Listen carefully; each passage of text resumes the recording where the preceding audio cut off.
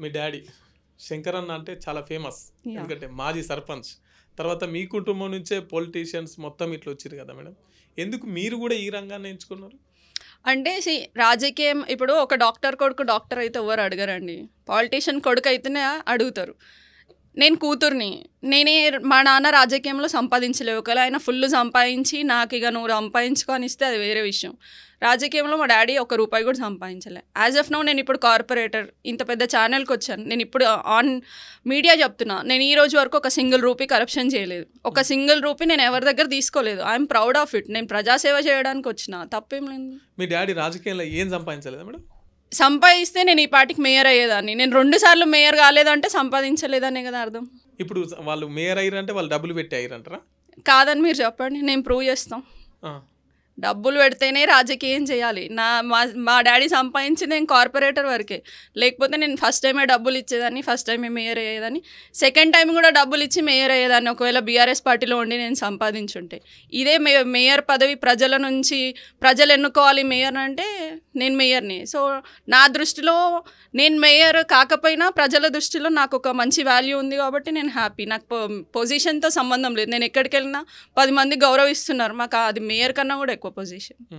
కానీ last time మీరే mayor అవుతారు అన్నారు, కానీ ఈ సీన్ కట్ చేస్తే కావ్య గారికి వెళ్ళింది. అంటే ఏం జరిగింది అక్కడ? ఎందుకు మీకు రాకుండా అడ్డుపడ్డది ఎవరు? ఏం జరిగింది? అడ్డుపడ్డదు ఎవరు అంటే డబ్బులు అడ్డుపడ్డాయి. ఎవరు అడ్డుపడలే, జనాలు అడ్డుపడలే, ఎవరు అడ్డుపడలే, డబ్బులు అడ్డుపడ్డాయి. మేము అంత ఇచ్చుకోలేం కాబట్టి కాలేదు. శంకర్ అన్న దగ్గర మస్తు డబ్బు ఉంది, పోయిన వాళ్ళందరికీ మంచిగా సహాయం చేసి తోలుతాడు అంటారు, మీరేం డబ్బు లేదని చెప్తారు. సహాయం చేయడం వేరు, కోట్లు ఇవ్వడం వేరు.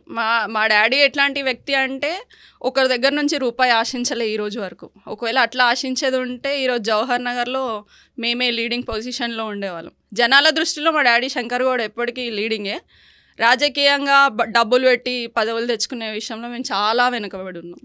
సర్పంచ్గా ఉన్నప్పుడు చాలా వెంచర్లు వేసిండు, చాలా సంపాదించిండు అని ఒక రూమర్ ఉంది, అది వాస్తవేనా మేడం? అట్లా వెంచర్లు ఉంటే నేను మేయరే అయ్యేదాన్ని కదా. నేను అదే చెప్తున్నా. ఇప్పుడు ఎవరన్నా వచ్చి అన్న ఈడ వెంచర్ చేసుకుంటున్నా అంటే చేసుకోపో అంటారు తప్పించి, అదేంది శంకర్ అన్ననే వెంచర్ చేస్తుండు అందుకే సపోర్ట్ చేసిండు, ఆయన దగ్గర మస్తు డబ్బులు ఉన్నాయి అని అనుకుంటారు. అంత డబ్బులు ఉంటే నేను ఈరోజు కూడా ఆర్టీసీ బస్సులో తిరిగేదాన్ని కాదు. మీరు ఆర్టీసీ బస్సులో నేను కార్పొరేటర్ అయినా ఎట్లా వచ్చారు మేడం? ఇప్పుడు నేను క్యాబ్లో వచ్చాను. ఓకే, మాకు ఒకటే కారు ఉందండి, అది మా డాడీ యూజ్ చేస్తారు కాబట్టి నేను క్యాబ్లో బస్సులో వెళ్తాను.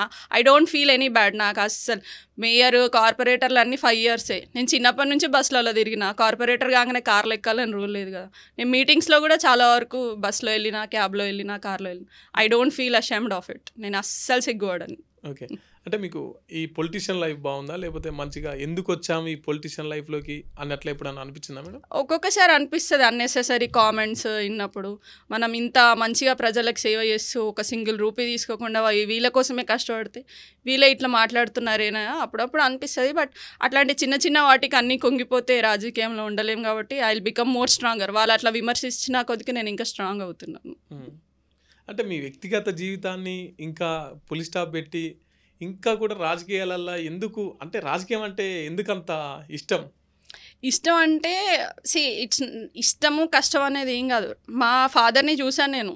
ఇప్పుడు ఎక్కడికి వెళ్ళినా చాలామంది, నేను మొన్న మీకు ఒకటి చెప్తాను. మేము ఒక లోన్ తీసుకోవడానికి వెళ్ళామండి, మార్గేజ్ లోన్ తీస్తున్నాము. అక్కడ వెళ్ళినాను, అక్కడ ఒక ఆయన కనిపించి ఇక్కడ జవహర్ నగర్ అంటే మాకు అప్పుడు శంకర్ అన్న 5,000కు ఒక ప్లాట్ తీసుకొని ఇల్లు కట్టుకోవే అని అన్నాడు. మేము కట్టుకోలేకపోయినాము.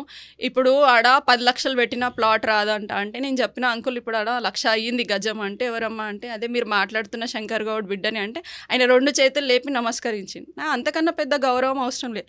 మేము పేరు కోసము ప్రజల కోసమే పనిచేసినాం కానీ ఎప్పుడు డబ్బు కోసము రాజకీయం ఎప్పుడు చేయలేదు, చేయదలుచుకోలేదు కూడా. ఇన్ ఫ్యూచర్ కూడా చెయ్యము.